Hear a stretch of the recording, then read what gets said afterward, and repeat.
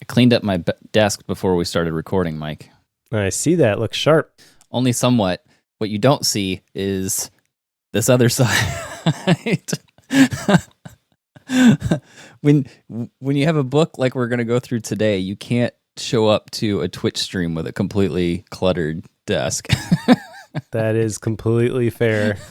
So I moved everything off of the area that's on camera and threw it over on the desk that's behind camera. A masterful cleaning job. Totally. Oh, fun times. But I think we'll get to that shortly. We do have, I think you have one item of follow-up, if my eyes can read that correctly. I do. How was your perfect day exercise? Did you manage to put this together? I did. I made my perfect day, and the idea behind this was that from How to Be Everything, that there's a bunch of different pieces that comprise the real work you that is completely satisfied and fulfilled in what they're doing. So how can you kind of work those into your daily schedule, your daily routine? And I think I was able to do that. So my ideal perfect day looks like this. 6 a.m. is when I get up. That's when I do my morning routine. At 7 a.m., I'm writing I put 3 hours. I feel if I could sit down and write uninterrupted for 3 hours, I could crank out a lot of content. Sure. So at 10 o'clock then, take a break and get outside and exercise, go for a run or on a bike ride. 11:30, eat lunch with my family, extended lunch, hour and a half. 1 o'clock, typically that's when I prefer to do any sort of audio, because it seems like my voice isn't warmed up before lunchtime. Nice. So I was a little bit gravelly, feels a little bit strained. So podcasting, screencasting, 1 to 4, 4 o'clock shutdown routine, 5 o'clock dinner with family, 6 o'clock games. So that's like shooting hoops outside or board games or something. 9 o'clock bedtime. Like that would be a pretty awesome work day. Sure. Yeah. Nice. And it was cool to do that because I realized I'm actually not that far from that. There's some variability on the day to day. I'm not podcasting or screencasting every single day, but for the most part, that's fairly achievable if I'm intentional with how I design things. Sure. I would be very curious. So I have started the book that's following the one we're going to start or talk about today, which is shorter, and it talks about a shorter workday. I think it would be interesting to see you redo this exercise after our next book. Yeah, that's fair. Just because having started that one, teaser, I think it's going to force us to question a lot. All right. So I'm curious your thoughts on that one when we get there. But that's a little ways out yet. We got a couple weeks yet. I'm looking forward to that one for sure. It'll be good. My wife is asking me all sorts of questions about that one already. So I guess without further ado, let's jump into today's book, which is The Minimalist Home by Joshua Becker. This is our second Joshua Becker book. My rationale behind picking this is that my wife and I are in the process of prepping our home for sale and buying. And in that process, we've had a lot of conversations around what are we looking for in a home? Can we cut back on things that we have right now to make a move easier? Like we were having a lot of these conversations. And when this book arrived, and that's why I chose the book, having a trust in Joshua Becker, knowing that he had a book about minimizing your home, was very curious to see his thoughts on it. And when it arrived, my wife took it and read the entire thing in one day, the following day after I received it. So she has already been through it, and I have now been through it, and it's led to a handful of conversations already. So question quick. Yeah. Because you mentioned that you were getting ready to sell your home. I'm curious at the beginning here, before we get into the discussion, like what is the motivation behind selling the home? Because I don't think you Sure. guys were looking to downsize, like we know Joshua Becker is going to recommend. Right. And so, like, what is your thought process on that going in, if you're willing to share, so we Sure. can kind of unpack how that changes? Yeah. So going into that conversation and what our rationale is behind the move actually has more to do with location of the house than it does the house itself. So our house is a little cramped, but that's because we bought the house before we had kids and now we have 3. It's a 3-bedroom house. So it's, per American standards and what we'll get into, I think, here at the beginning, it's small. We would like to, let me say this. The square footage of the house, I think, is correct. Actually, what we've been looking at to move to is the same square footage. It's just distributed differently. Okay. So that's a lot of what we're after, is a redistribution of the house footage. It might be a little bit bigger just because we want to spread out and have more people over at a time, if COVID ever goes away. And, so we want to do some of that. But honestly, the bigger motivation behind that is that I grew up on a 4,000 acre farm. When I walked out my back door, there was 200 acres at my disposal to just run and have fun. And my closest neighbor growing up was about a quarter mile away, and our second closest neighbor was about a mile and a half away. That's what I grew up with. And right now, I can see one neighbor's house, and I know that the other neighbor's is within 50 feet of the other side of our house, and of course, the other side of the street, and behind us, I don't do well with that. So Sure. It's been a great house. It's been good for us, but I think we're at a point where we're ready to step out of the city and get into a country scenario. I know I will feel a lot more at home there. And I think it's, having grown up in that scenario, I know the opportunities that come with teaching children in those scenarios.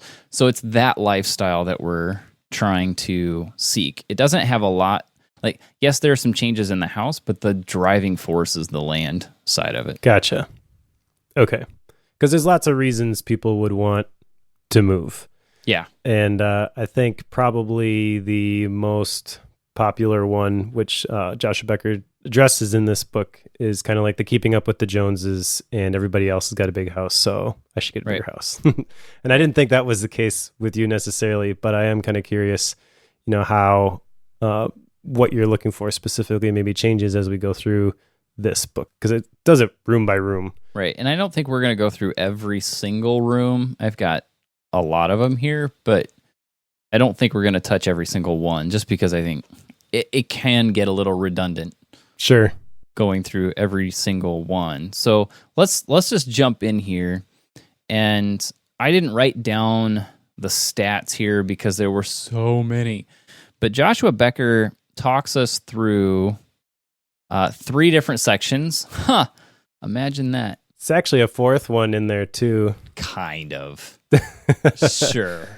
It's even colored differently on the side of the pages. Yeah. You notice I didn't put it that way. Yeah.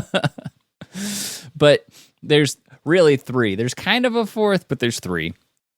The first is you. The second is spaces, which is the bulk of the book. And then the third is the future. And the first of those, you, it starts with basically where we're at right now and your mindsets, which when he starts walking you through the problem and explaining how much we own and purchase and how much it costs us to maintain that, it kind of gets staggering. Like just reading some of those numbers where here's how much we spend on clothing in a year. I don't think he mentions that at the very beginning, but at one point he talks about how much we spend on clothing in a year, the average household. I think it was like $1,700 a year is the average. And my wife and I were talking about, like, well, we spend around $400 or $500 a year on that with 3 kids.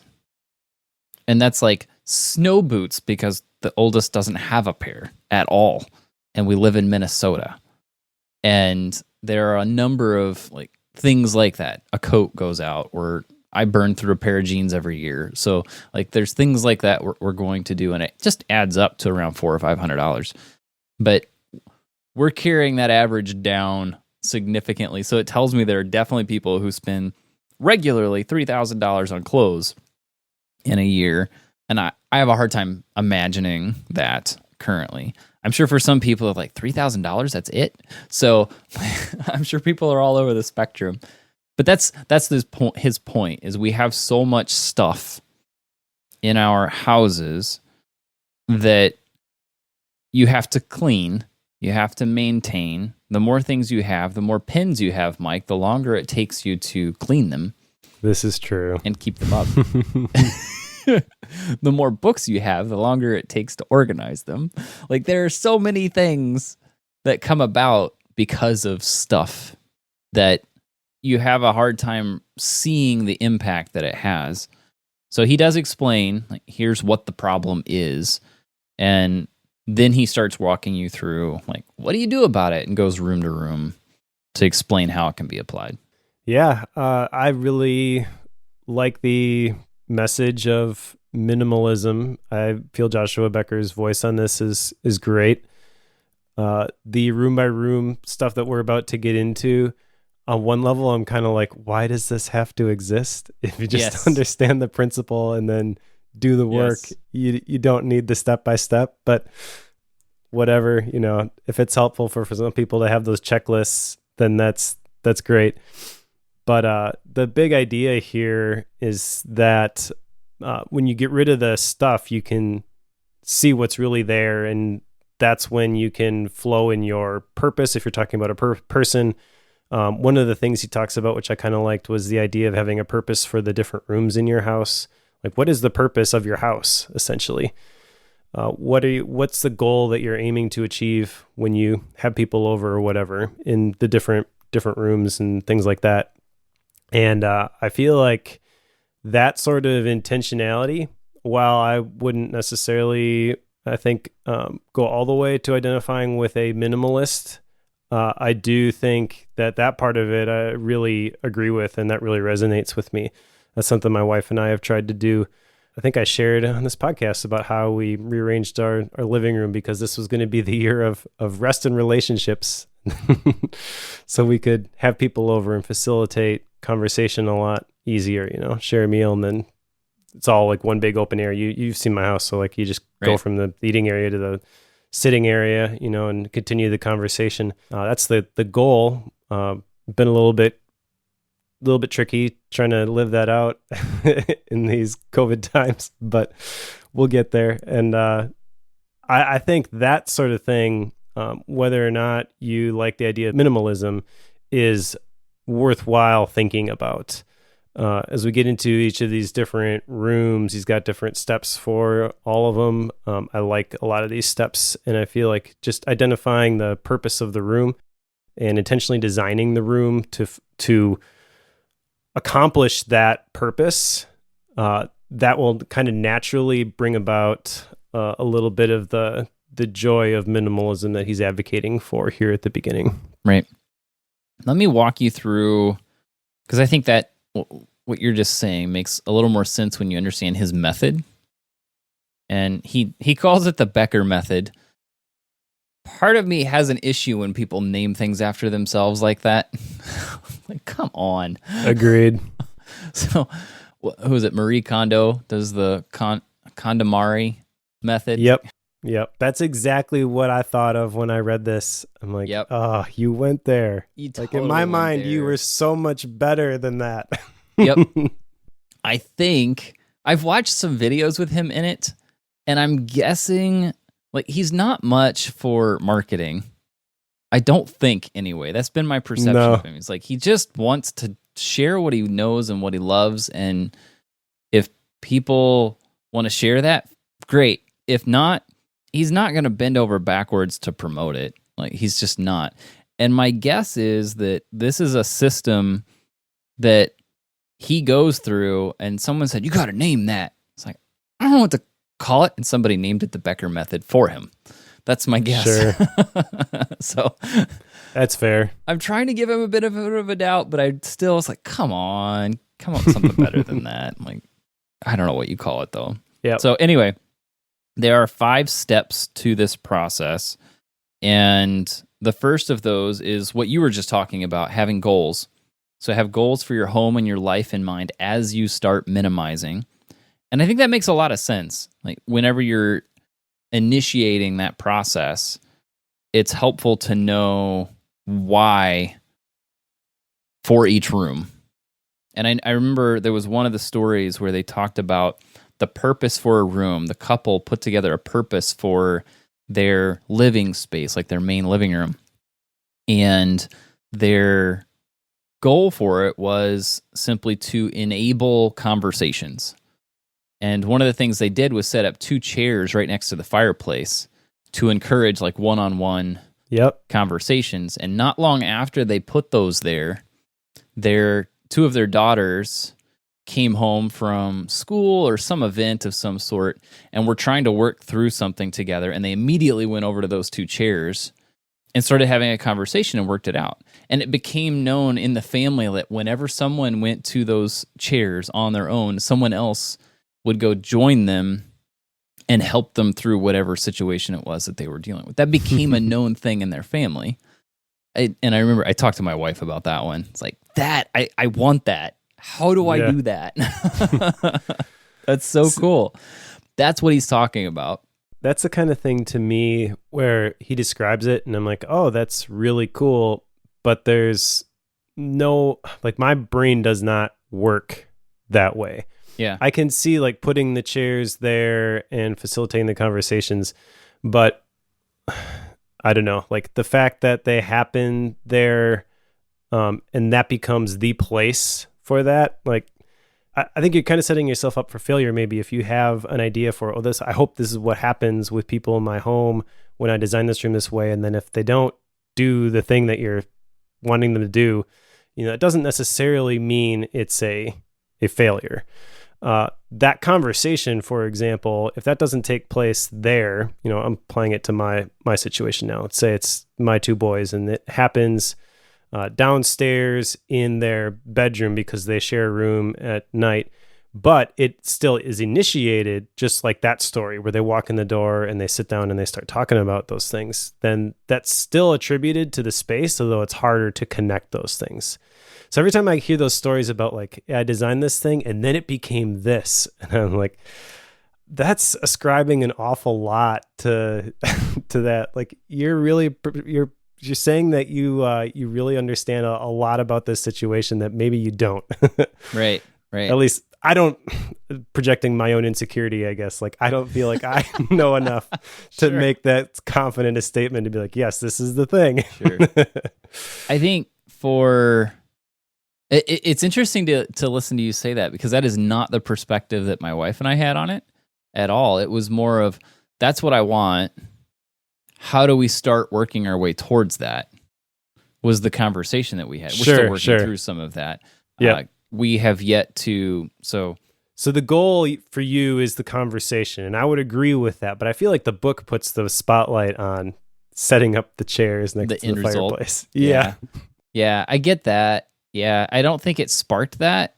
Like, okay. Oh, well, we need to set 2 chairs. It was more of, because like in our house, our current house, we're trying to do this here before we move, because it's very likely it's not till like next summer before we actually decide to put our house on the market. So there's a lot of things that have to happen before we get there. But one of the things that we were talking about is like, let's start this here so that we can learn and work our way towards it. And we know that in our current home, it's not possible for us to put 2 chairs in a certain spot in a way that would encourage that. Yeah. But we can try to figure out ways that would encourage that in our current home. Sure. And we don't know what the answers are to that, but we want to try a few things. So that's, again, sparking that conversation and being willing to talk through it. There are some goals that we want to set, and this is one of my main action items, is we want to walk through every room in our house and just talk about what's the goal of this room. Yep. And, some of those rooms, it's to encourage conversations. Some of those, it is to crash after a busy day. Like, some of those rooms, it is to hide the squashmallow. Yes, absolutely. So inside joke there. My girls, I think they're actually called squishmallows. I don't know what they're actually technically called. I think they're squishmallows, but they're big. They're like 2 feet across. They're like this big circle, and they're super squishy, super soft stuffed animals. In our house, Mike got to play this with my girls when he came to visit. In our house, there's this game, Hide the Squishmallow. And what you do is either you and one of the kids, or you goes and hides it somewhere in the house. And there's a whole process of what level of the house is it on, at what corner it is. And we've gotten to where we set timers before we'll give hints. Like, you have to hunt for a certain amount of time before I give you a hint. And it's progressively shorter time. So anyway, it's a whole game. There are spaces in our house that are very good for squishmallow hiding. Now I have no idea what I was talking about, Mike. Thanks. Sorry about that. I wanted to interject anyways that I feel like the missing thing from this book, and it's not the intention of the book, so it's not Joshua Becker's fault necessarily, is that you have to, I think, have an intention and a purpose for some sort of vision for the types of relationships and things that you want to happen in your home as a family before you can design your home in a way to facilitate that. And again, he's focusing on the home part, but I guess the part that rubbed me a little bit wrong is like, well, if you just position the chairs correctly, then the stuff's going to happen. No, you still have to put in the work on the family side, but the design of your home can help you accomplish those goals for sure. It can help or hinder, basically. Sure. So you should take that into consideration when you're figuring out what stuff you want in your rooms, but don't think that just because you place 2 chairs by the fireplace that all of your teenage problems are going to disappear. Right. And one of the things they called out as part of that story, I'm on step 1 of the Becker method. So having the goals, like one of the things they called out is they had cleaned that area. I think there was a table between them, and they made sure there was never anything on it. Like, there's that aspect of it as well, where there's an environment that they set up there that was very warm and inviting. But I think part of that was because they didn't have a whole bunch of extra end tables with a lamp on it and an extra a pile of books next to it. Like, they didn't have that. It was very clean and very easy to just go be a part of it. So it's not just a matter of throw a couple chairs in a corner. That doesn't work. Yep. So it's a lot more than that. And I think you'll see that as we go through this. So step 1 is have goals for your home and your life. The second step is to try to make it a family project. And especially if you live with family members. In our case, we would be taking our kids around the house with this. That way they understand it and learn it. Like, why are you doing this? Why are you throwing all this stuff out? Like, that way they understand it as well. Step 3, be methodical. And he's got a 5-step process underneath of that. And he says to start with easier spaces. And he actually wants you to pick up every single object and ask, do I need this? And he gets into Kondo. I know. It's very similar. So you're picking up every single object and saying, do I need this? And then you're going to decide if you're going to relocate it, leave it where it is, or remove it. Those are your 3 options. If you're going to remove it, you need to decide if you're going to sell it, donate it, or trash it, or recycle it. That's what he's got here. Once you're done with that space, you go on to the next space, and you don't quit until the whole house is done. That's all in step 3. Step 4 is, as much as you can, have fun with the process. And when you're done, revisit and revise your goals. I think this is the part where, like you were talking about, whenever you set those goals, trying to determine what the end result is going to be ahead of time. I don't think that's 100% his intent there, because he does have this revise step as part of it. But that's the 5 steps that he has for the Becker method, which seems similar to other methods I've seen. It is. I do like "Do I Need This" better than "Does This Spark Joy." Yes, that's true. That is very true. That's picking on a book that we haven't officially read, but And I'm not gonna lie. Whenever I was looking at picking, because this is my choice, and it's like, which means that at the end of the episode, I get to pick the next one, which I've done. But whenever I was trying to figure it out before we started recording today, that particular book showed up towards the top of the list a number of times because of this one. I like how he defines, though, "Do I need this" as "Does this help me achieve my purpose or hinder me in that pursuit?" I feel that is a very good description for identifying what you want to keep and what you want to get rid of. And I think that maybe speaks to one of the misconceptions that people have about minimalism, myself included, when I first came to it, is like, well, these are people who own 33 items of clothing and no more, and they live in a white house and there's no decorations on the walls, and that's not necessarily the case.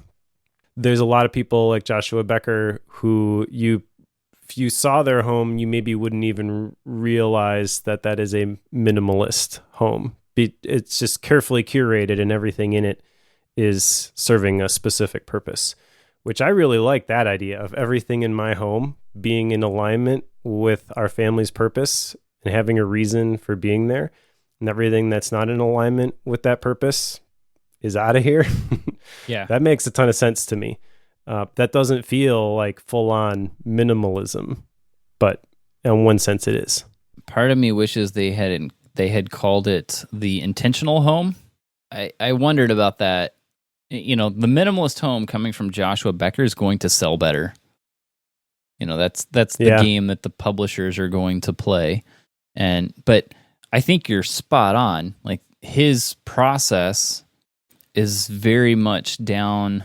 I don't want to say the essentialism train, but you get my point. It's along those lines where you're taking every single thing in your house and saying, does this help me get towards my goal? Do I need this? Does it help me get towards that end? As the chat is saying, very Stephen Covey, begin with the end in mind. Like, that's very much what he's getting at here. So I like that. I like that concept. It's encouraging. So yes, I'm with you on that one. Cool. Should we start tackling this room by room? At least some of the rooms.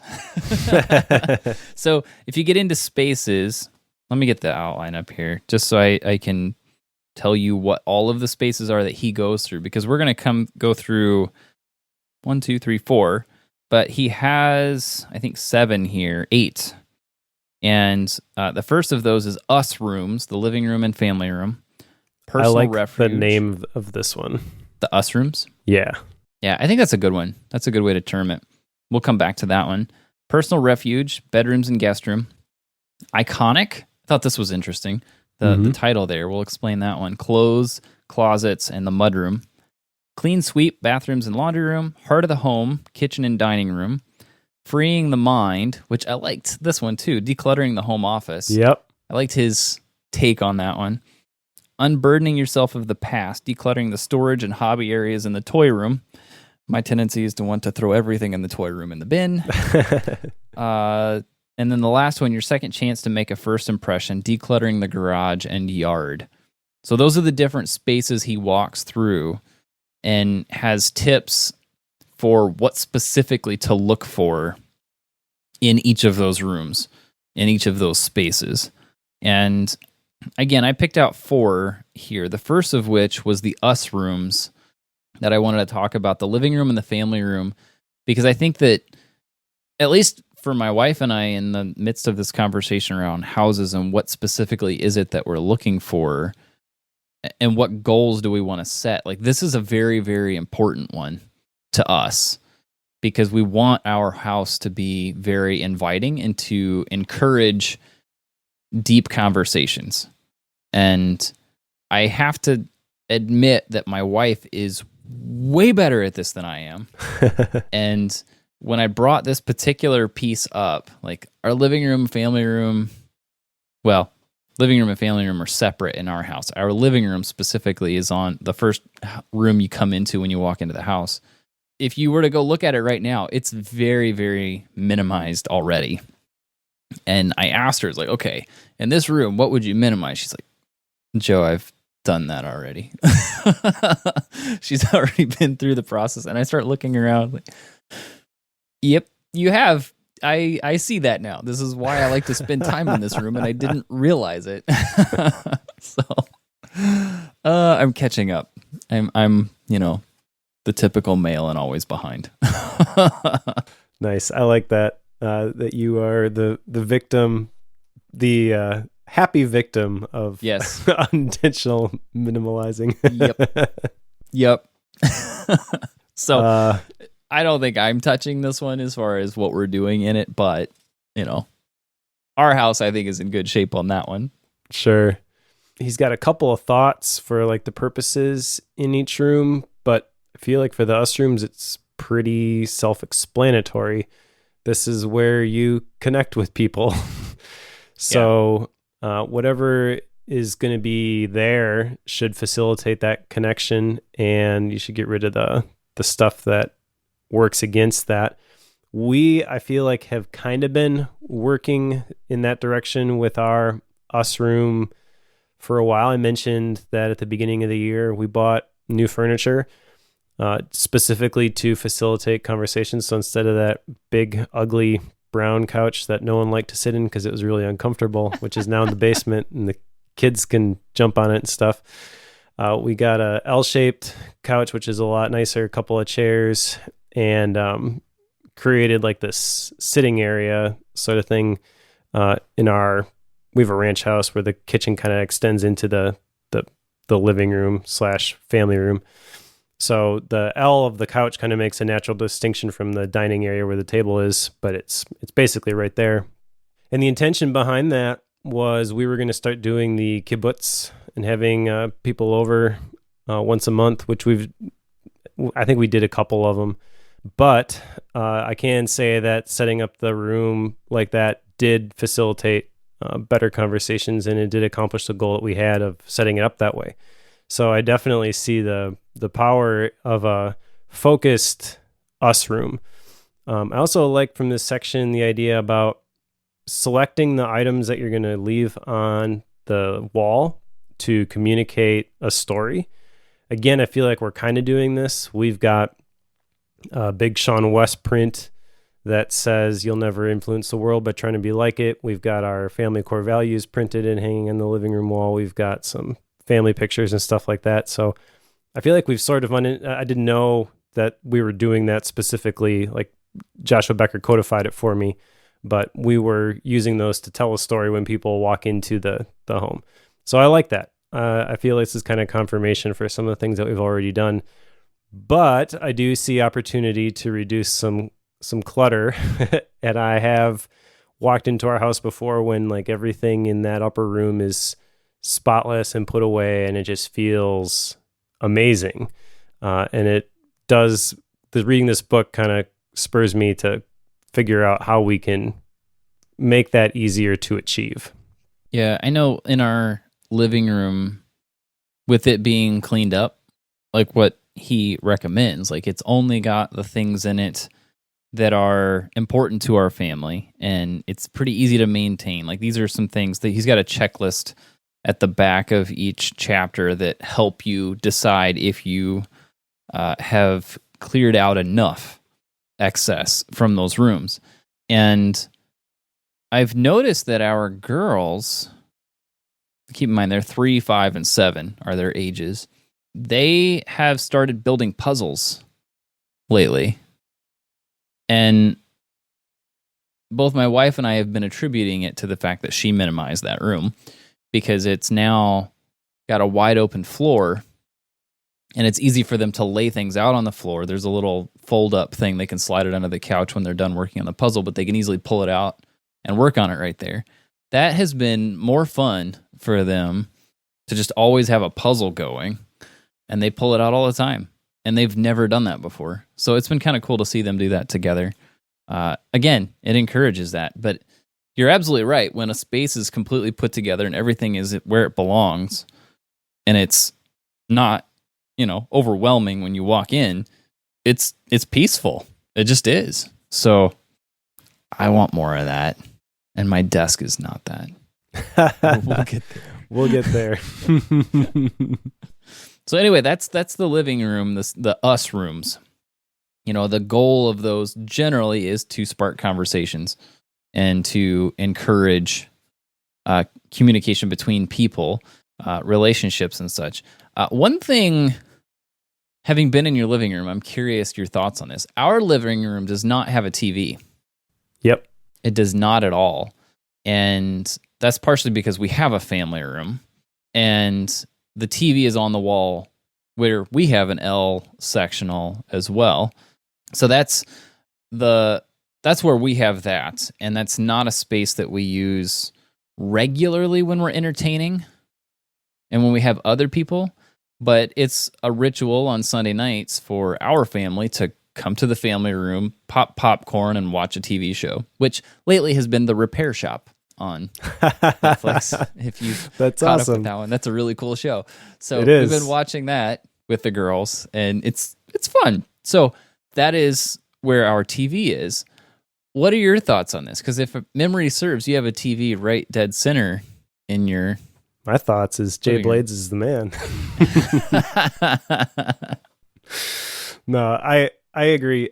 So I've been thinking about this, and we have entertained the idea of taking the entertainment center, which is in the corner of our living room with the TV, and putting it in the basement. I do kind of like the idea of having the screen that everybody is going to be watching, though, out in the open, just no secret stuff, nothing hidden. I don't like the idea of having a TV hanging there. So I think that TV is, I don't know, it must be about 15 years old. So when we get a new one, I think what we're going to do is we're going to take the Drew Kaufman approach and get one of those like Samsung frames. Yep. Where it looks like a piece of wall art when it's not being used. And when someone described this to me, I was like, this is going to look so dumb. There's no way that's going to look good in a room. And then I saw it and I'm like, whoa, actually that looks amazing. Yep. So we're not in the market for a new TV yet, but I think that's the long-term goal, is to have something like that in the living room where we can have the screen if we need it, but otherwise you wouldn't even know it's there. Sure. Yeah, no, I think that's a cool approach. We actually talked about that for our family room even, because the TV sits above a fireplace currently. So if you were to have a picture of some sort in that above the fireplace, it looks like a standard picture over the fireplace setup, and then you flip a switch and now it's a TV. I already have it set up to where there's no cables coming out of it because I'm nuts and have problems with cables. So I tend to spend a lot of time drilling holes in walls and running cables through studs and trying to hide it all. So I've done a lot of that.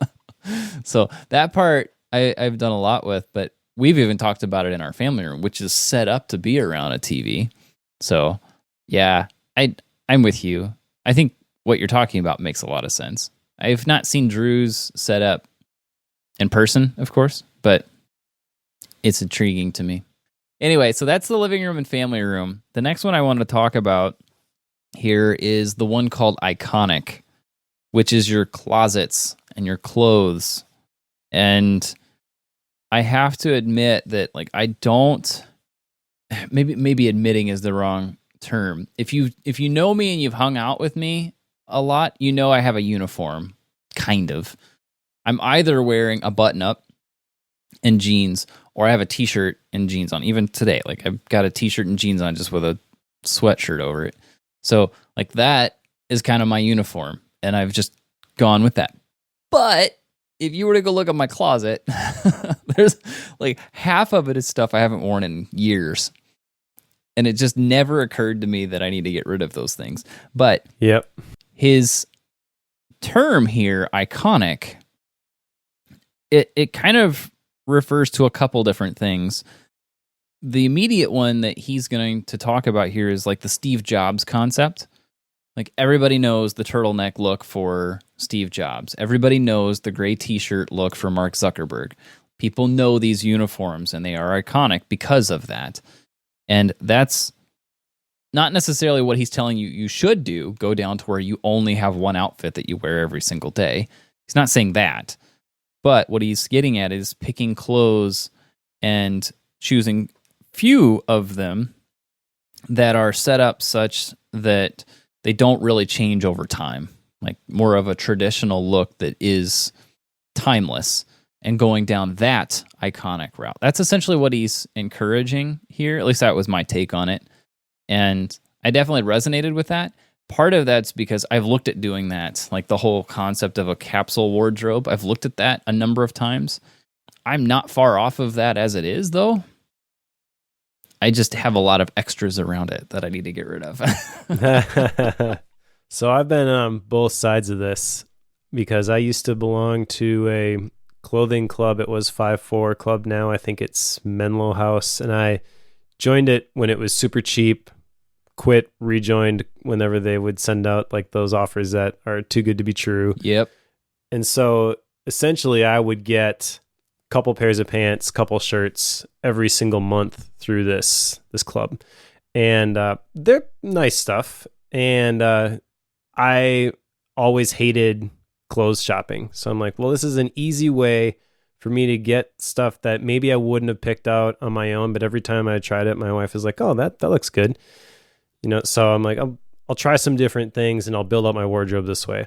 I stayed subscribed for like a year or two and end up with all of these shirts that I never wore in my closet. Yep.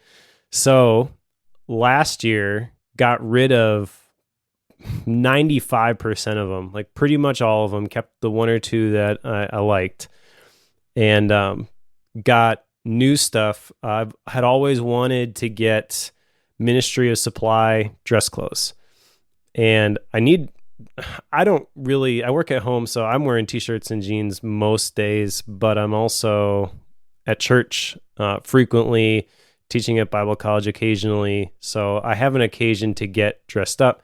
And it was always frustrating to me, like the night before service on Sunday, I'm getting my clothes ready, and my pants aren't ready. And there are some shirts that just were like a pain to iron.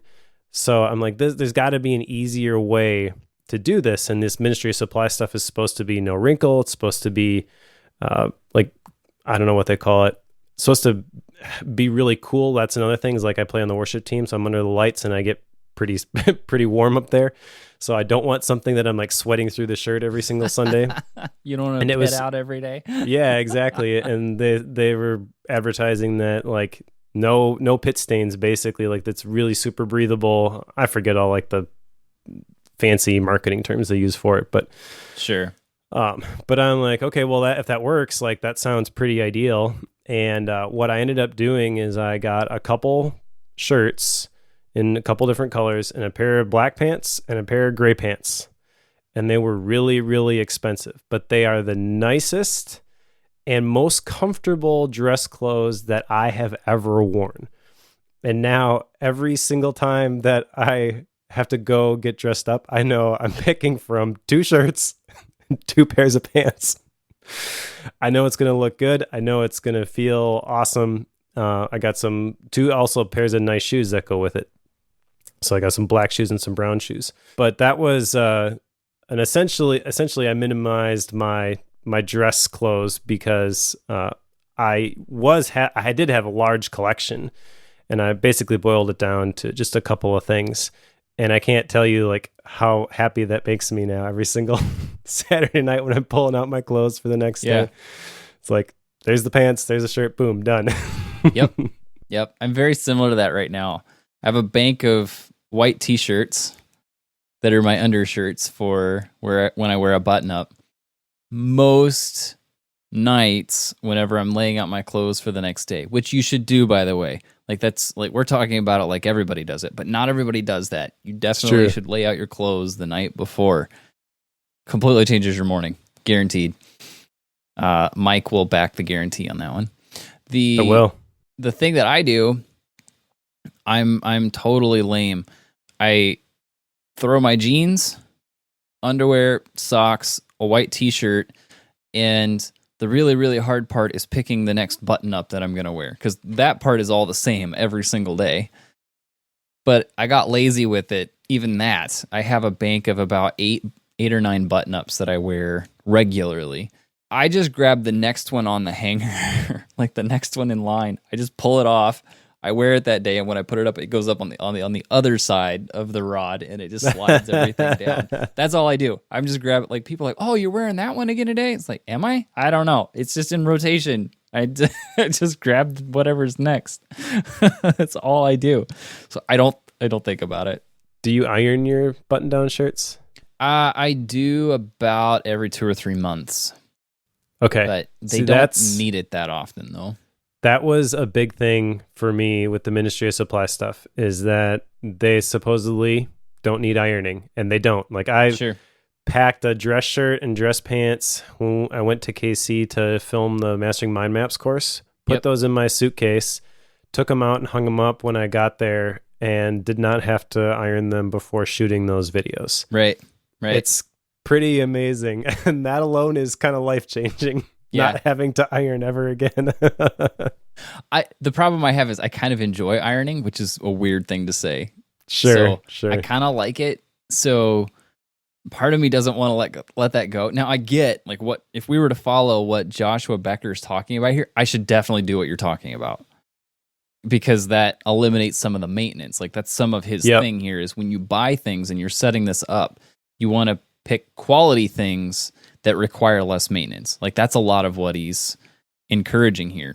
I will say, though, like, my particular wardrobe is very, like, it's almost bland to me. I don't like how limited it is as it stands today. So I have put together before a list of, like, individual items and styles that I would like to get to over time, but I'm not just going to go out and buy it right now, because it would cost too much to just go out and do that currently. So I've been slowly working towards it over time.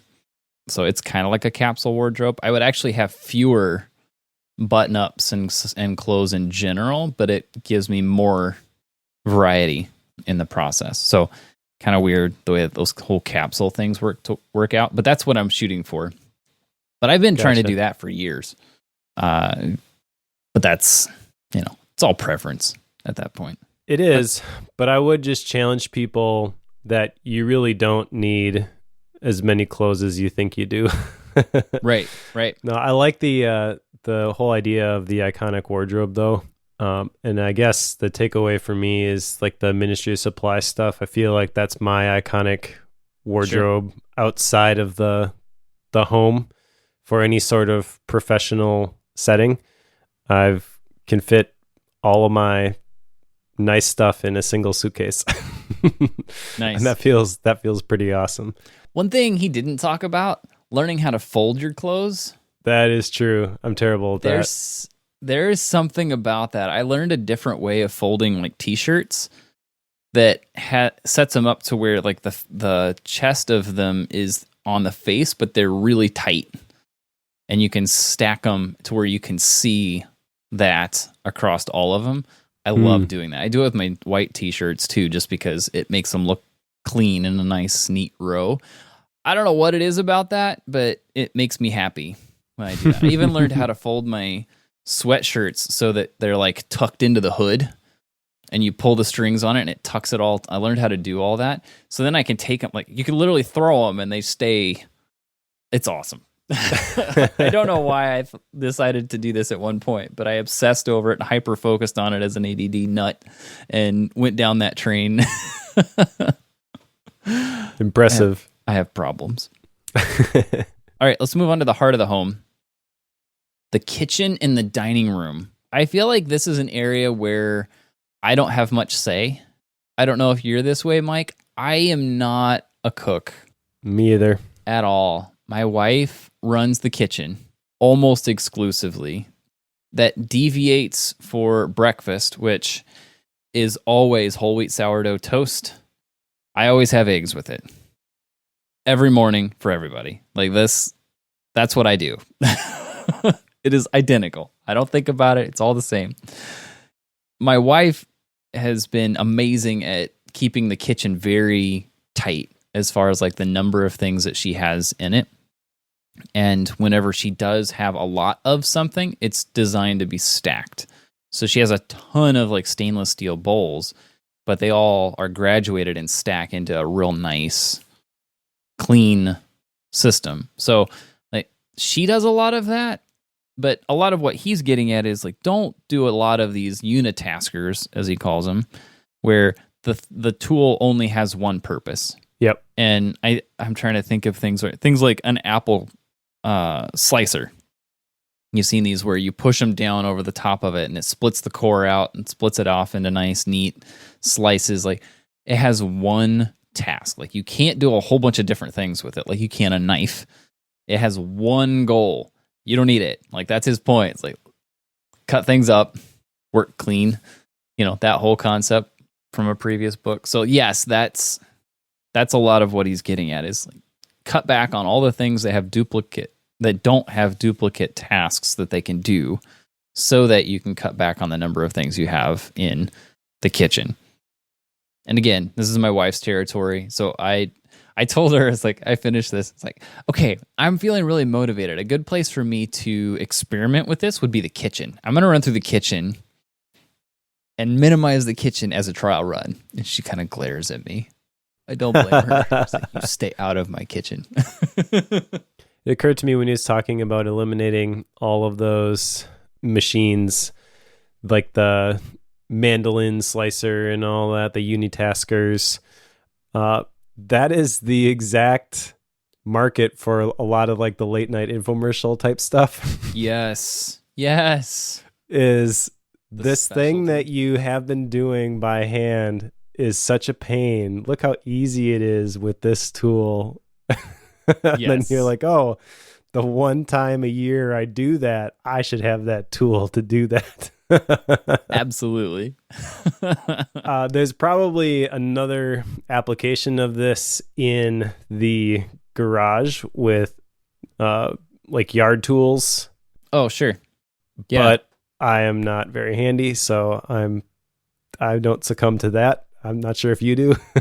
I have a ton of tools.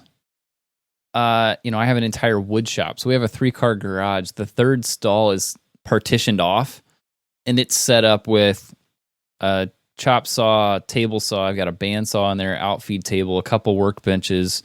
There's a bunch of tools that are tucked underneath of things, tons of clamps. You can never have too many clamps. If you get into woodworking, all the clamps.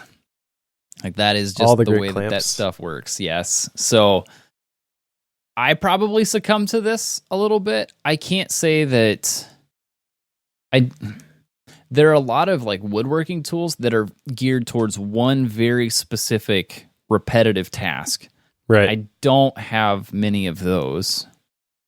There are some because I was doing a project that required something that was very repetitive.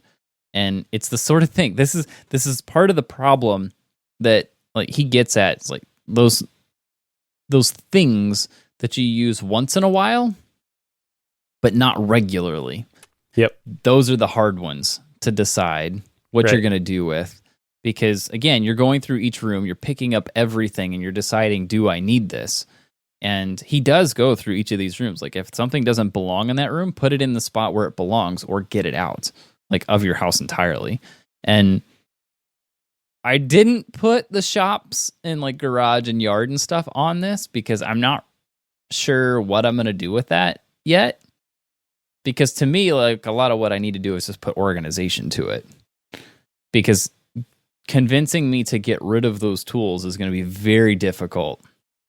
Just because I don't know that I have tools that I don't use. Yeah, no, that's fine. I just think it's worth calling out that there's a couple places I think where these tools might collect and manifest if you're not careful. One would be the kitchen. The other one would be the shop.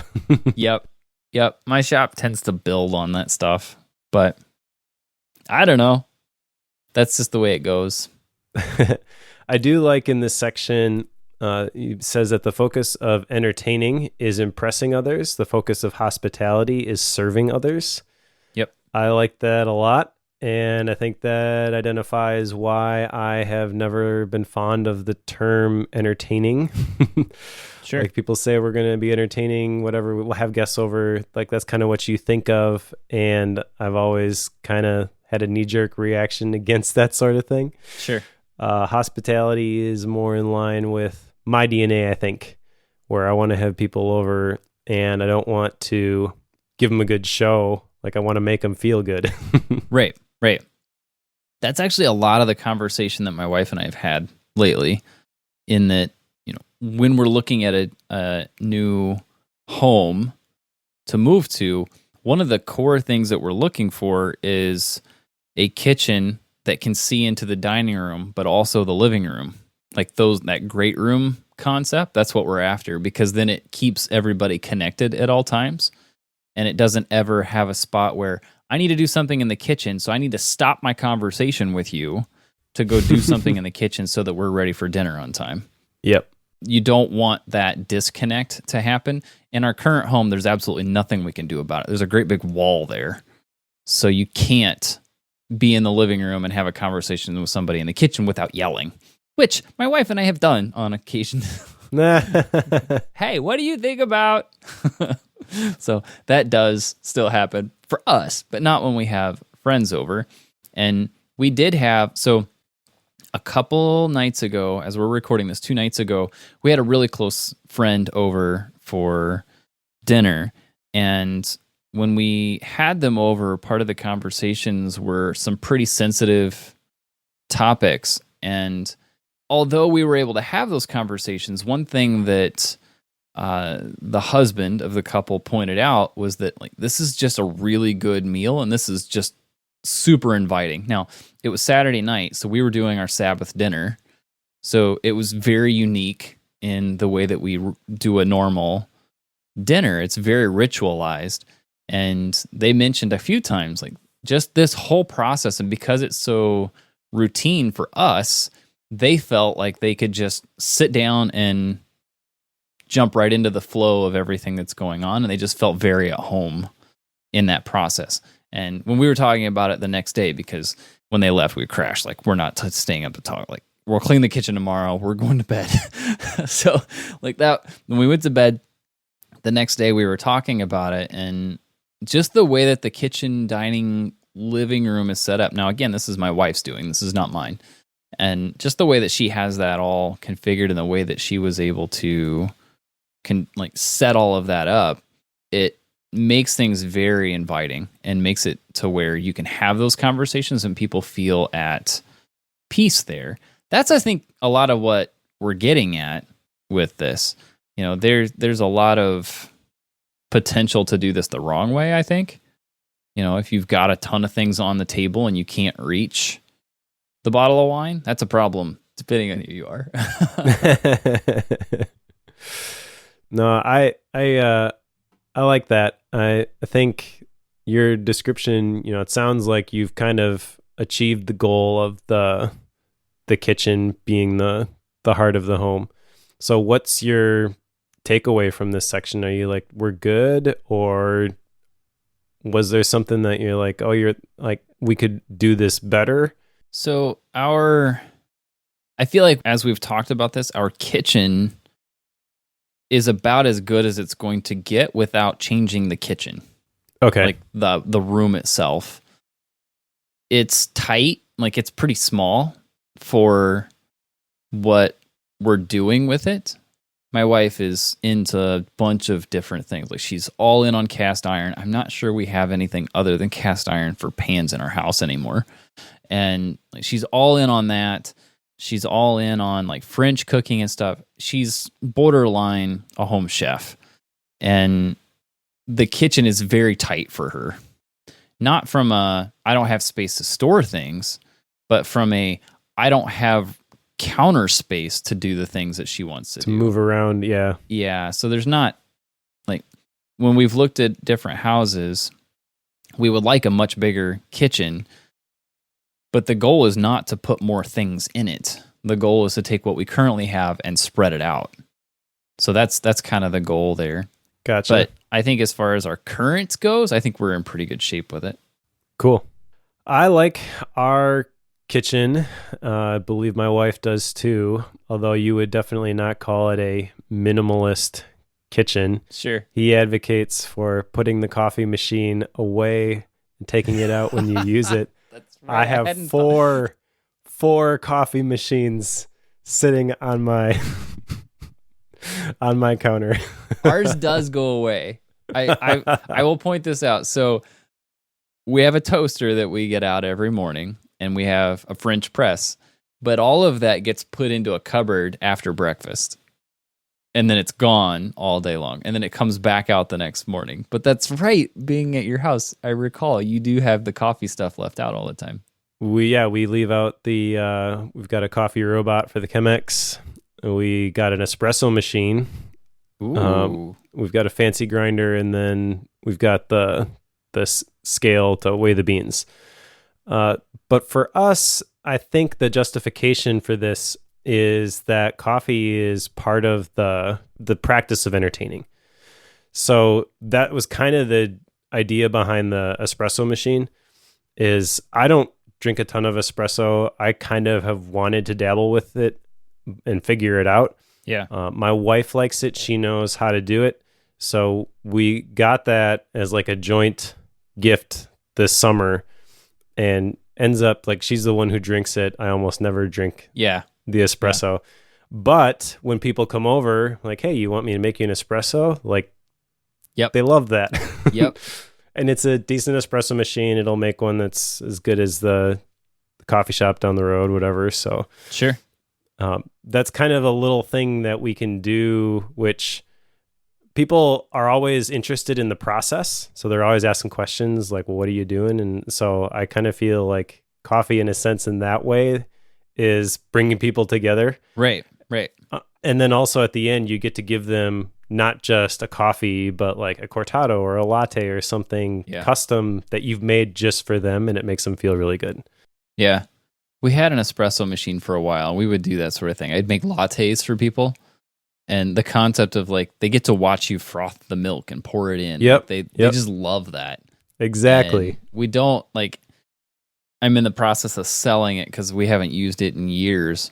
And what we would like to do is buy a nice one at some point. But to buy the nice ones that do what we want it to do, they're like $1,000. So yeah, they're not cheap. Ours was not nearly that expensive. I'm going to say there's a whole spectrum. You can get them from $60. The most expensive, like in-home, non-commercial ones that I've seen are like $18,000. Yep, I was going to say 20,000. Yeah, they're nuts. So I'm not talking about going to that level, though I would gladly take it. But that's a thing we've talked about before, because when we've had folks stay overnight with us, like friends and stuff that come and spend a weekend with us or something, like that just makes the whole trip. Like they just love that. I would gladly take that on trips. Like if we were doing, we have a tendency when we do vacations, we'll do them with another couple or another family. Like I would totally bring that. It would just be a whole different experience with that. Anyway, espresso machines, like those are not things that you put away though. Yep. Those are usually like, depending on what you get, you're like piping water into them, and they have water stay in them overnight sometimes. So yeah, ours is just a small one with a reservoir. It's pretty basic, but it does the 15 bar pressure. It's the Gaja Classic Pro. Okay, yeah. Gaja makes good stuff too. How did we get on that? Okay, so kitchen. Minimize kitchens. Because I feel like we had taken the intention, and this is kind of, we'll dissect this more when we get to style and rating, but I've taken the intention and the purpose behind the kitchen and applied it in my own way, or my wife has applied it in her own way too. And the result is maybe the same as what Joshua Becker's going after, but you definitely would not call our kitchen minimalist. Sure. In any sense of the word. Let's go to the one that's maybe going to hurt me the most here. Freeing the mind, the home office. I'm a hoarder in this sense. I have a Peak Design everyday backpack. That's what I use for my daily carry backpack. And I have it segmented into 3 different compartments because it's configurable. You can set up how you want the compartment set up. The bottom compartment is nothing but cables that I use on occasion. And there are cables there I'm not sure I've ever used, but I keep them and will keep them. Oh, Joe. And despite reading this, I will still keep them in there. Because with what I do with IT support, I never know when I'm going to need those things. I keep like 3 HDMI cables in my backpack. I've always got, instrument cables, and I've got a Zoom H4n Pro that I actually keep in that bag at all times, because I never know when I've got to plug something in and record it, or I need an interface off of something to do a meeting of some sort. I never know when that stuff is going to happen. So I keep that stuff around all the time, and it's just with me all the time. And people are always like, why do you keep so much stuff? It's like, well, the next time you ask me for help setting up your meeting and you can't get it to work, and I pull my bag out and I grab that cable and plug it in for you, that's why. Yep. It saves me a lot of headaches. No, I get that. There's definitely, this is the one that I had the most trouble with too. I think there's lots of ways you can push back on minimalism with the home office. To bring up friend of the show, Drew Kaufman again, a while back, he was posting pictures of people's messy desks on Twitter. Sure. Do you remember that? Yeah, I remember seeing this. Yeah. Yeah. So I took issue with the statement he makes that you can't be creative when your office is a mess, because I feel like Drew proved otherwise. I do think there's some truth, though, that people would create better, perhaps, with a clean office setup. I know that's definitely true of myself. I enjoy being in my office a lot more when it is clean and there's not junk out all over. But what does a clean office look like? I've got lots of issues with his recommendations here, from books to pens, you name it. So I don't even know where we want to start. I'll start with pens. I feel like that's the easy one. Okay. So he says in the book that he has 3 pens. He's got one on his desk, one in his drawer, and a Sharpie in his bag for signing books when he's out somewhere. And yeah, there's no way I'm going to do that. Now, I have reasons for owning the pens that I own. I mentioned that I buy a pen when I ship a big project. I got another one coming because I've shipped Calm Inbox. Yeah. It's like my little trophy case. And so that is not the same. I don't think it's an apples to apples comparison necessarily. Although strictly from the utility of you need something to write with, you could make the argument that it is. However, I don't know, like the goal is not to, and my goal when I'm designing my office was not to only have the things that I absolutely needed here. It was simply to create a space that I enjoyed working from, that made it easy to create. And I feel like I've accomplished that. I've made some very specific design choices, like having lots of pens, but I walk in my office, I see that box, I open it, and I pick out the one. Like that brings me joy every single time that I do it. Mission accomplished, you know? And so things like that, and the books thing, which we'll talk about next, I'm sure. This is every single time I have to make a decision like this, which goes directly against his advice. I feel like it's another evidence that minimalism just isn't for me. Sure. And I don't like that, but I feel like I've made my peace with it. Sure. No, it makes sense. If you have your thing, it's totally fine. I don't think he would argue with that. Now, there's a limit to that, though. There is. Who knows if he would say you're over that limit or not? I don't know. I know that for me, there's a number of pins that I just don't use, but I have a hard time letting them go because they were some of the first fountain pins I purchased. And frankly, they're cheap, so they're easy to say, I could get rid of this. You know, if it was a $300 pin, that's a different conversation. Then I'm looking at, like, can I sell this? You know, the conversation changes. Right. My issue has a tendency to be things that I don't think about with the home office. Like, as I'm looking around here in spaces you can't see, like, there's just a lot of, like, there's a couple cables lying there. There's actually a model airplane there that I have no idea where that came from. I have a couple, like, wind screens for microphones. This is part of my thing. There's a DI box for instruments. There's a couple instrument cables, like, and there's a bunch of stuff that my girls have made me that, like, they just put it on my desk so that they know Dad sees it. But there's so much stuff here that it's hard to get through that. Who knows how many stickers are around just because you buy something and it comes with stickers. So, like, there's just a ton of stuff that I have captured over the years, and I don't think I've ever gone through it and just said, do I need this? Will I ever use it? I don't think I've done that.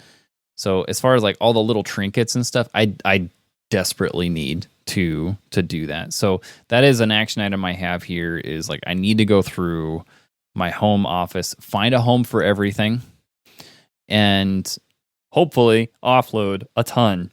So I need to find a home for everything in my home office.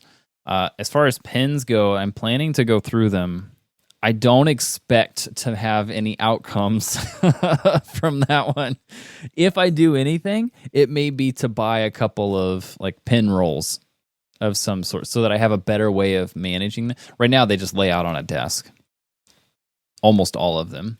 Yeah, it's no good. There's 3 or 4 of them each day that gets rotated every day that are in my bag. And I use those for my bullet journal each day. But I need to do something with that. And people will keep giving me pins too, so I'm not buying them, but I still accrue them.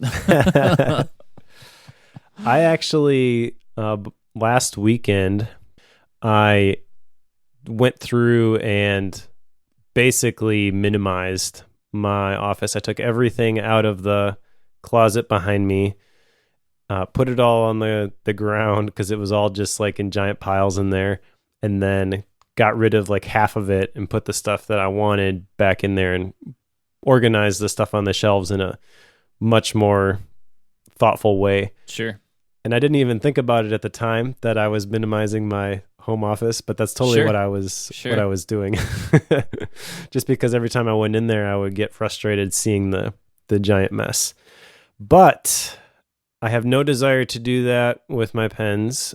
I have no desire to do that with my desk, which isn't, like, one of those really clean, bare desks, but also I feel like everything on here is a tool that I use and serves a purpose. Like, I really, really am happy with my desk setup at the moment. So the other thing left then is the books over here. I have a giant bookcase full of books, and there is no way I am getting rid of those books. Yep. I think there is a kernel of truth to what he's saying. Like, if you've read a book, you could theoretically give it away, sell it, whatever, because you have absorbed the knowledge from it. I mean, it's not very often I have gone back and reread a book a second time, but it has happened. More frequently, though, I have gone back because I take these ridiculous notes and I go into the book itself and I find, like, the diagrams from the concepts that we're talking about, or specific quotes that I've jotted down in the MindNote files. And I cannot imagine not having that reference, physical reference, right there for me. Like, I have it in a digital reference too, but I love having those books on those shelves. Well, I don't have a digital reference to that stuff. So I have a tendency to write in margins a little bit, not a lot, but a little bit in these. I mark things up and have, like, my own index in the back of them. like in the physical book.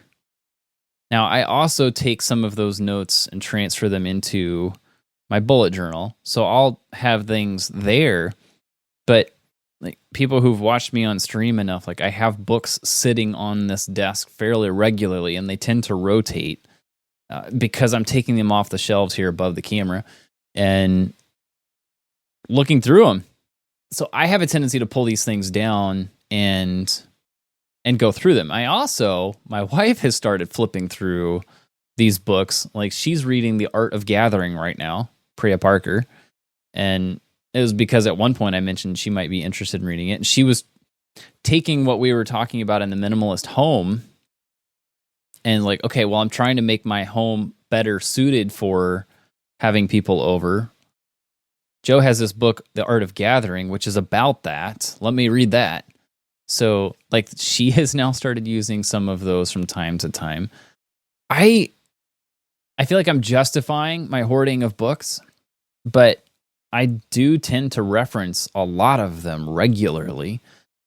I don't know if that's going to wane over time as I accrue more, but I also know there are some that I have never picked up since reading them the first time. Yeah. And there are some of like Paid to Think. It's the first one I saw. Goldsmith wrote it. Never once have I opened that book since we read it for Bookworm. Not once. Am I ever to open it up again? Probably not. And yet it sits on the shelf. And I don't want to get rid of it. So, sure. What do I do with that? I don't know. I should probably get rid of it, but I don't want to. Like, if I were to follow Joshua Becker's mentality, I probably should get rid of that. But there's something about having them. It's similar to your pins in a trophy case. It's similar to that in that, like, I like, now, I should say this too. If it's a non-Bookworm book, I probably am more willing to let it go. There's something about the Bookworm books that I like want to keep that bank of books. Sure. And just say, like, here's all the Bookworm books. That's what I should do. I should totally take this, all of these, and lay them out somewhere. Like, I'd have to do it in the yard and climb up on the house to take a picture of them. But to just get a picture of every book we've done for Bookworm to date, that would take a lot of space. It'd be really cool, but it would take a long time to do that. So, like, that's the sort of thing that I have in the back of my mind. It's like, I don't want to let those go. But again, if it's a non-Bookworm book, I think I would be more willing to do that. Sure. I don't know. I just feel like with minimalism, it's easy to say, well, you can keep the stuff that's important to you, but I keep finding exceptions of things that are important to me. So does that make me not Sure. a minimalist? I don't know. I'm attracted to the idea. I like the intentionality and the purpose behind every room.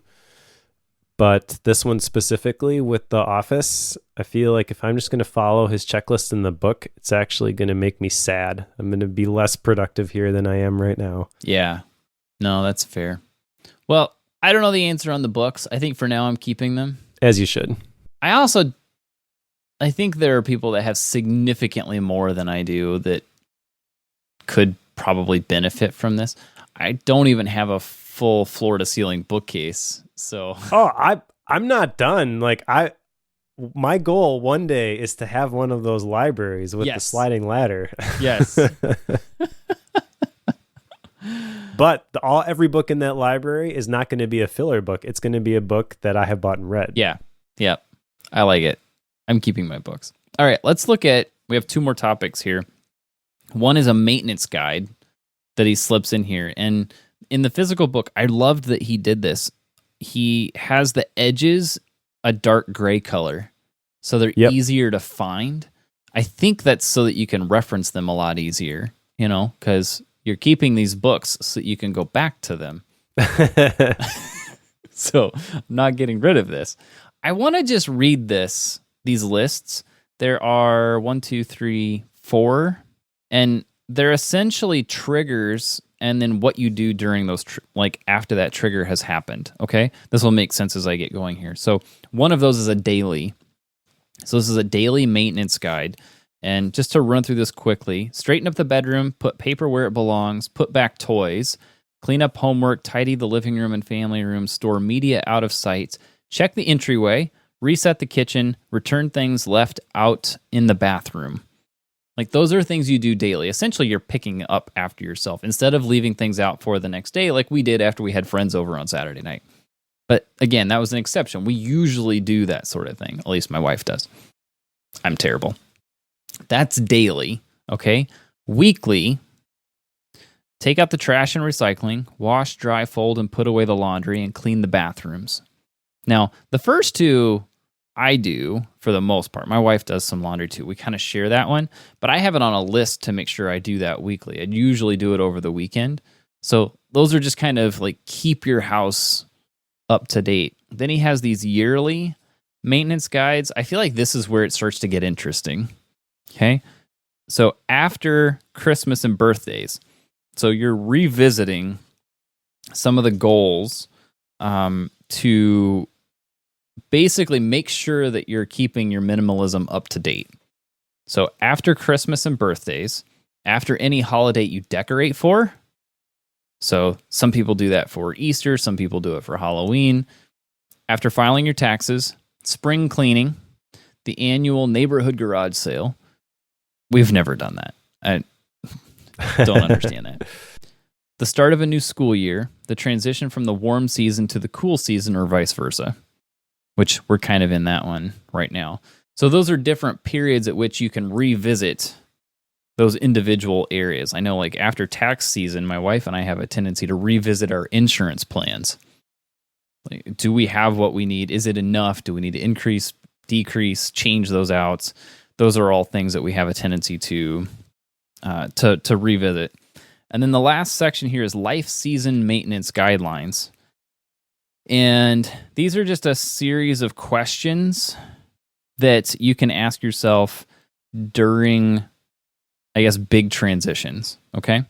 Are you finished with your college studies and starting your career? That's a good time to revisit, again, the minimalism goals that you have set for yourself.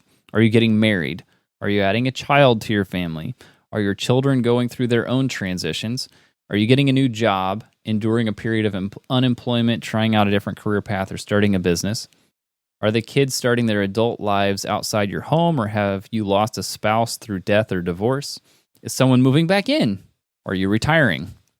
And these are all, like, the goal of this is to give you times that are triggers to revisit your minimalism practices and the things that you have around in your life. That's basically what he's trying to do, is just offer you those times in order to keep you up to date. I agree. Not sure how useful this section really is, though. Yeah.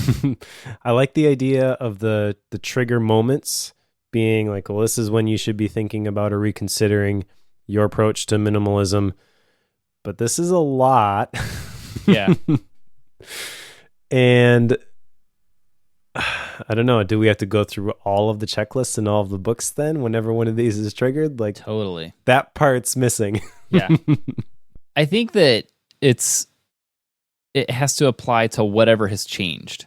Sure. So, if you're going through a job change, the biggest one is probably going to be home office or an office of some sort. Like, that is going to change potentially. So you're going to have to make some adjustments there, or maybe your schedule changes. So the timing of when you're going to do things is going to change. So you have to revisit that.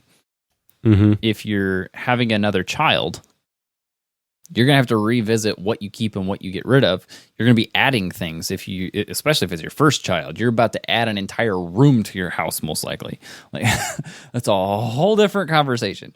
But you're going to have that sort of thing, and you need to revisit these questions whenever you get to those points. I think that's a lot of what he's getting at. I don't think he's necessarily saying that you're now moving into a new job, so now you need to revisit what you keep in the medicine cabinet in your bathroom. Right. I don't think that applies. I think you have to focus it to whatever it is that's being changed. Yeah, I guess what would have been helpful, though, is, and this is way beyond the scope of this tiny little guide, but where does where does reconsidering everything in the bathroom fit? Is it Sure. when you clean the bathroom, or is it part of the spring cleaning, or is it both? Yeah. I feel like there's a danger where you could just keep going back and minimizing, even if it's just maintaining and it's easier the second time. I feel like the promise is less maintenance, but there's the potential for more because you're constantly looking at it. Yeah. Yeah. Sure. So maybe that's just me being paranoid because I haven't done it right. But I don't know. I've not gone through it, so I couldn't tell you. I just know that like when things are adjusting in an area, I feel like it makes sense to reevaluate it. Even in very first book for Bookworm, Getting Things Done, David Allen talks about doing that whenever you change jobs or you are promoted or whatever it is. When your day-to-day lifestyle changes in any form, he recommends either going through the book or reevaluating your systems as a whole during those times, because it's going to change and the way you operate is going to change. And that's a good time to reevaluate it. I kind of see this as the same advice. okay. But I don't think he calls out specifically. Like, to your point, like he's going through those questions. You're sending a kid off to college. Okay, what should I do at that time? He's just saying, revisit your minimalism. What does that mean? Exactly. It's going to be different in each of those scenarios. So what do you want me to do with those? Yep. You kind of have to draw your own conclusions with that piece, which is what I'm doing for you, kind of. But yes. Yeah. This is the approach that kind of drives me nuts, though. Yeah. I mean, like, either tell me exactly what to do or don't tell me what and when to do it. Sure. Makes sense. So there's one last section here I wanted to talk about. This is the future. And in the midst of all of this, probably a piece we haven't talked about a lot is how like people's mindset changes. Yeah. And their own views of things change over time as you're doing these aspects. And one of the big ways that he encourages you to see minimalism is in downsizing your house. And he shows a chart. Oh, I don't have it in front of me. He shows a chart of the average number of square feet in a house per person living in that house from different countries. And I remember like in Japan, that number was like 100 and something. Yeah. In the US, I think it's like 300 something square foot per person. And there was one I thought was like 700. It's got to be more than that because I jotted down in my notes that home sizes are steadily increasing, and he had some stats from 1975 to 2015. In 1975, the average home size was 1,645 square feet, and the average household size was 2.94 people. But in 2015, the average home size was 2,687 square feet, but the average household size had gone down actually to 2.54 people. Yeah. I looked it up. Okay, so I found it. Hong Kong is 161. Japan is 379. The United States is 832. There's only one country that beats us. Can you guess who it is? Do you remember? Australia. Australia at 960. So the Australians need about 1,000 square feet per person, which is quite a bit when you start thinking about it. That is. That's a lot. So that's a lot of square footage. He tells the story of how his family downsized to, I want to say it was a 1,600 square foot home is what they moved to.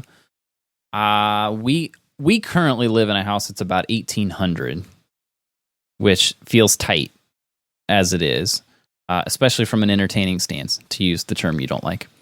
So we feel like we want to spread out a bit. So when we've been looking at houses, we've been looking at like 1,900 to 2,000. So it's just a hair bigger. But again, we're paying more attention to how it is laid out than anything. But a lot of people, we have a lot of friends in our area doing similar moves. One of which they have, now granted, they have 4 kids, but they just moved from a 2,000 square foot home to a 3,500 square foot home. And I'm just like, wow, that's a lot. But we also have a friend, they just built a home, and they were living in a 4,500 square foot home, built one, and the one they built is 2,300 square foot. So it's almost half the size, and they love it. Like, so they downsized significantly. So I don't know. Our house is weird because we have a big ranch house, which when we bought it, everything was on the main floor. The basement was open. It's a walkout basement, but it wasn't finished at all. And the way that they had designed it, it was like all big and open, and it was kind of like a blank canvas we saw it as. So we knew we wanted to grow into that as our family grew. But it's like 1,800 square feet on the top level. And essentially that below it too, which is where my office is now and the kids' bedroom is now and the playroom, stuff like that is now. But it's now 4 bedrooms, 2 baths with 5 kids. Everybody's sharing a room except for Adelaide, the girl. And that just feels right to me. So I have no desire to go down to a smaller house. Sure. Now, am I willing to if I needed to? Yes. In fact, my wife and I struggled through that a year or two ago. We actually found a house which had 5 bedrooms, 3 bathrooms, but it was actually smaller, a quarter mile from our current home, but it was just not as nice, not in as nice of a neighborhood. Would have definitely met all of our needs, though, and would have been less of a mortgage payment. And we had entertained the idea of, like, should we go there? That was our form of minimalizing, I guess, if we would have done that, just to pay off the mortgage as quickly as possible and then figure out where we want to go from there. I feel like the place we're at now with this house has the potential to be like our forever house. So I don't know what to do with that. Sure. Because I think there is some different aspects to this. One, yeah, you want to, the whole idea about at the end of this book when he's talking about, like, you don't want money to control your values, basically. He says once money is taken out of the conversation, you can let your values lead the way. Totally agree with that. So the goal is obviously pay off the mortgage as quickly as we can so that we can own our home outright, don't owe anybody anything. Everybody says when that happens, completely changes your relationship with your home. Totally get that. That is the goal.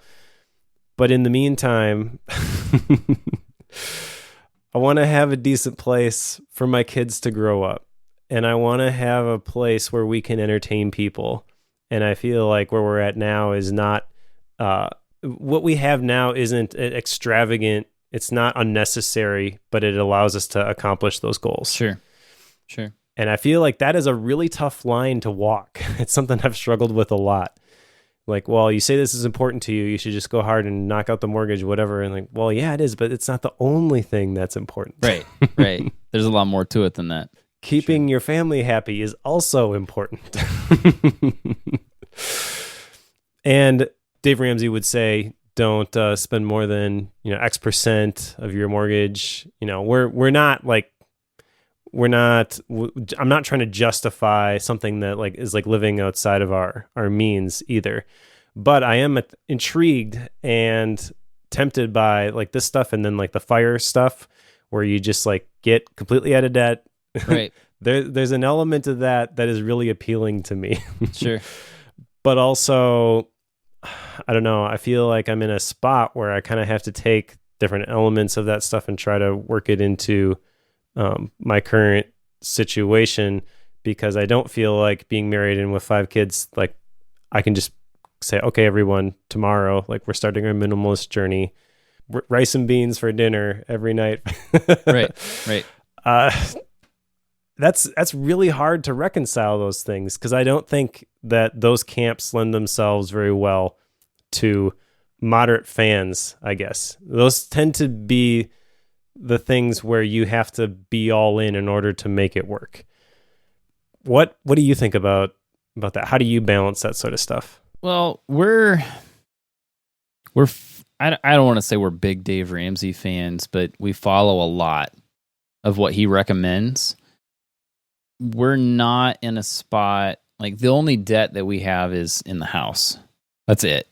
So we're not really down the whole, debt snowball and stuff that, he recommends. We're past that. When it comes to the house, we have a tendency to shoot for, I forget what the number is, a certain percentage of income. I can't think of what it is. I'm not trying to keep it from you. I just don't remember what it is. So we're shooting for that. But we also know that income can change over time. We're aware of that. We tend to not count on higher incomes, but we also know that generally it goes up over time. So we know that. We don't, when it comes to choosing what we're going to inflict on our family. That's a good way to put it. You also have to keep in mind that our kids are young enough that they generally go with whatever we say. Yeah. They don't really have strong opinions on what we do. I say that, and yet, our 7-year-old is very in tune with what is changing and has opinions about it, but not so much that it's a big deal to her if she doesn't get that preference. So we've had the conversation about, we're looking at moving, if we moved, would you like your own room or would you like to continue sharing a room? And you would generally think that any and every kid would immediately say, I want my own room. They didn't. Like the way that we posed it was, would you like your own room or would you like to share a bedroom with another room that has your clothes and your toys and your stuff in it and have those two as separate spaces? Sure. And all of them wanted the two rooms shared collectively instead of their own room. Yeah. Which I was not expecting. I was expecting them to have stronger opinions towards their own rooms, which is fine with me because it's the difference between 2 bedrooms and 3. So, I'll take that. But I can't say that we would give them all their own room, even if they had asked for it. We've never done that. We don't where we're at now because it's not even possible. And I think that whenever we're choosing what we're going to do for our family, like we have a pretty clean set of lines when it comes to finances. Like we're not just going to jump off and hope. Yep. Really ever. We always know before we've made a decision and move forward with it. Like the concept, you don't quit your job until you know what your next one is. Like that concept is what we tend to adhere to very closely. So that is much less risky. We're not necessarily we're fairly risk averse, I guess is the way to say that. So we're not going to put ourselves in a spot that we can't afford, but we're also not going to make a jump without knowing at least a decent amount of what the outcome is going to be. I don't know if that answers your question or not. It opens up another conversation, which you probably don't have time for. This is a lot of the stuff that talks about in the Life and Air book, the audiobook that I went through. Oh, yeah. And I feel like what you're hitting on is that what is really important to your family maybe isn't what you think is important to your family. Sure. And most people who are breadwinners, they can just default to, well, I got to provide nice stuff because that's my role. No, what they really want is they want dad around. Yeah. Yeah. That sort of thing. So I feel like there's some conversations that people need to have in terms of that. But in terms of figuring out what is the right amount for minimalism, that is still really hard for me. Yeah. Yeah. Like, I don't know. We have, I shared the dimensions of our house and stuff, and still sometimes it feels like we're right on top of each other. I don't necessarily think that's because of the layout of the house. Sometimes I think that's just the volume of the people in it. Sure.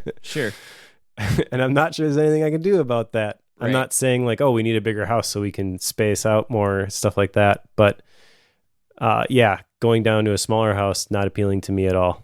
I don't want to do that. But, some of my drive towards something slightly bigger is simply so that we can spread out what we currently have. Like, we're not talking about adding things. We're talking about spreading out what we currently have. Yep. Which maybe that's a justification. I don't know. I think the argument would be that once you have the extra space, you'll fill it with extra things, and then you'll find yourself in the same situation. Could be. I'm not saying that about you guys specifically, but that's It might be kind true. of the trend, the American trend, I think. Yeah. Very fair. All right. I have 3 action items. Do you have any?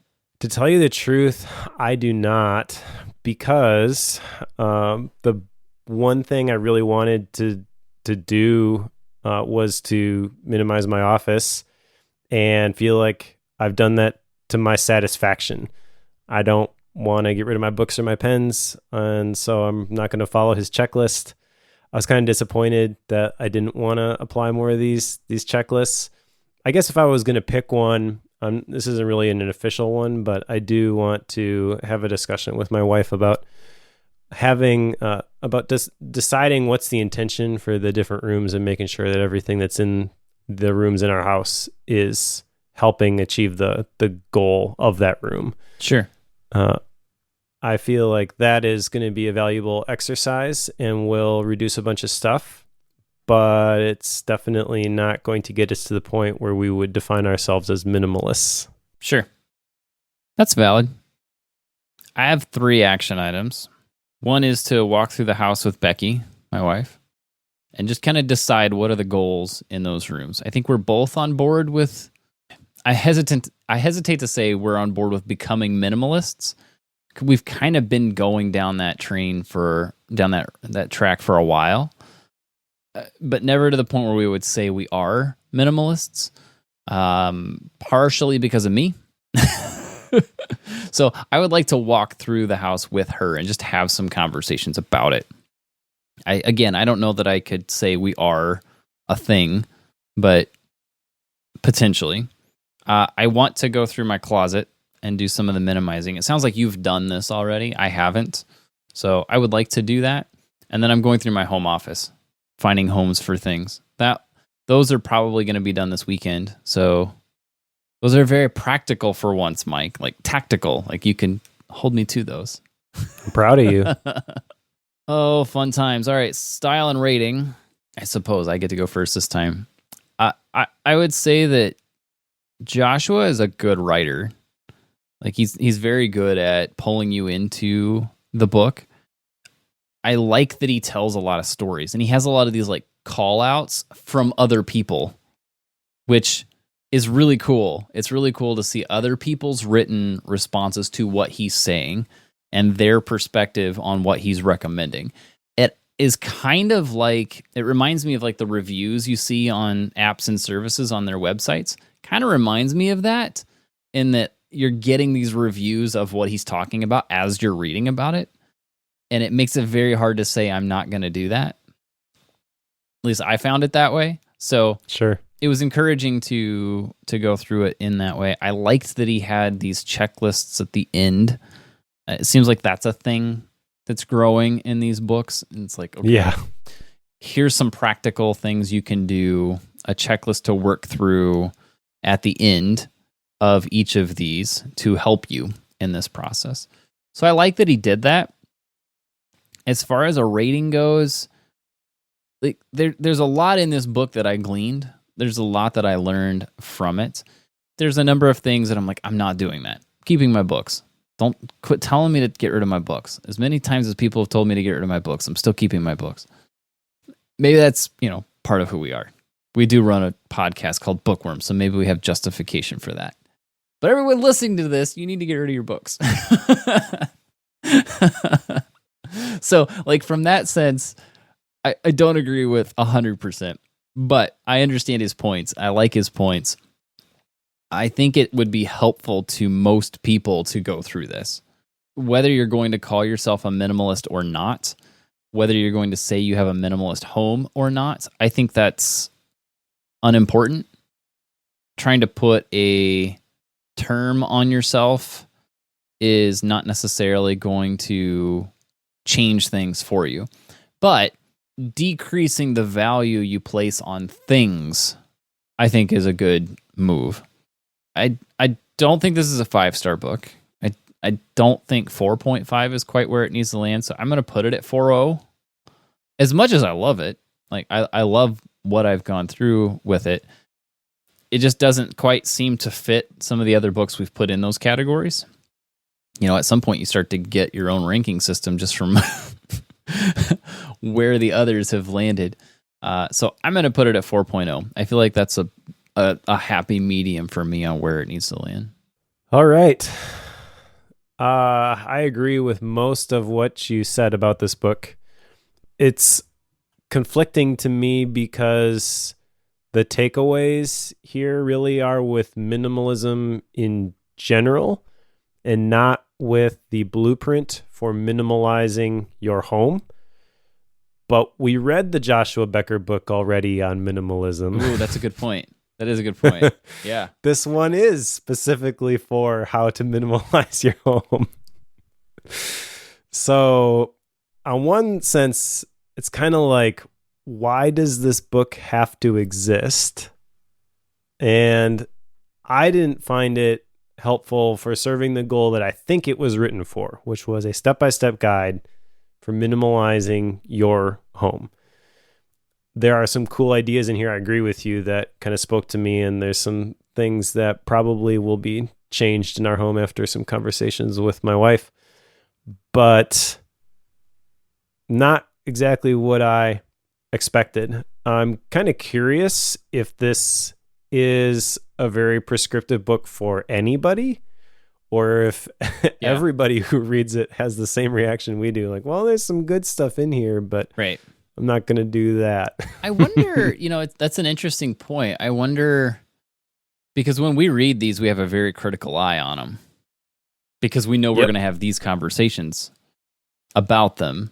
So I'm curious if that's, I need to ask my wife since she just read this.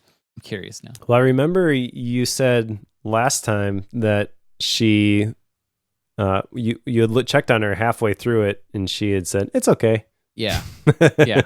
That's true. So I think she's another notch in the column of there's some stuff she liked, some stuff she didn't. Yeah, it's very valid. But then, like, what do you do with this book? It's not really designed in a way where you, like, pick what you want and chuck the rest, but that's what we're doing anyways. I'd be curious to interview Josh Becker and ask him, like, what do you think about this? Yeah. What would his reaction be? Would he say, well, that's a good start? Would he be like, hey, good for you, you can apply this any way you want? Or would he be like, you really just don't get it yet? I kind of think it would be the last one. That's the impression I get anyways, walking away from this one. Sure.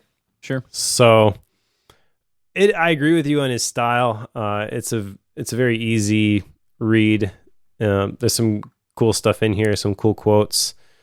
I went back and looked at the spreadsheet, which actually somebody put this together so we could share this with the listeners. So I have a spreadsheet here by Marty with all of our updated ratings, even from episode 100. So the first book by Joshua Becker that we had read was the More of Less, and we had each given it 4. Since I gave that book 4, and this book ended up speaking to the exact same thing in the end, I feel like I can't rate this one 4 also. That's valid. So I'm going to rate it 3.5 because I do think it is a good book. I'm not trying to diminish it, but it's not, I don't know. It's not my cup of tea, basically, is what it comes down to. There's stuff in here that intrigues me. I still am left questioning, like, can I apply pieces of this or do I have to go all in? And maybe that's a bigger question with minimalism in general, but I feel like Joshua Becker could have done a little bit more to encourage me on my journey here. Yeah, that's fair. So we got a 4.0 and a 3.5, which means we can put it on the shelf now. What's next, Mike? The next book is Shorter by Alex Soo-Young Kim Pang, which you have started. I have not.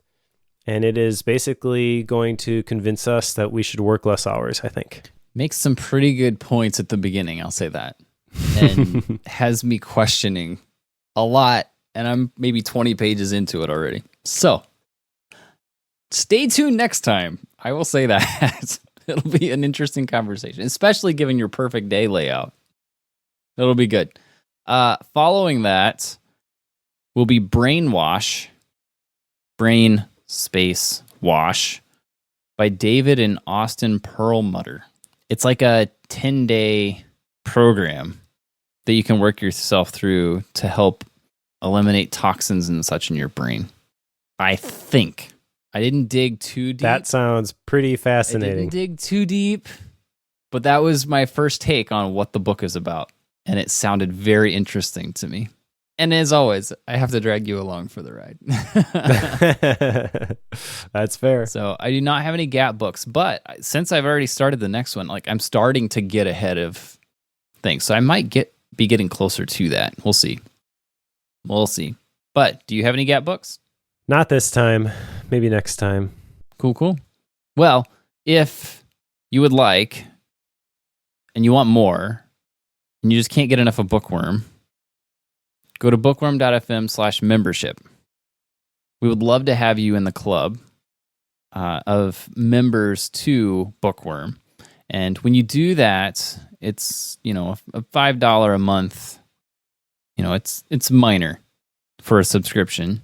And for that, we give you a premium wallpaper. You get access to a premium area in our Bookworm Club, which is at club.bookworm.fm. And there's some Gap book episodes from back a while that I did. And there's just a number of little perks that come with that. And it helps us to keep the lights on, helps us pay for hosting and such. So if you're willing, go to bookworm.fm/membership, join the club. If that isn't something that's for you, the next time you order a book, click one of the links in our show notes. They're all Amazon affiliate links. So you don't even have to foot the bill for it, and you can pay us for things. So if that's for you, click on the links. Super simple. We would appreciate it. All right. Thanks, everybody, for joining us. And if you are reading along, pick up Shorter, and we will talk to you in a couple of weeks.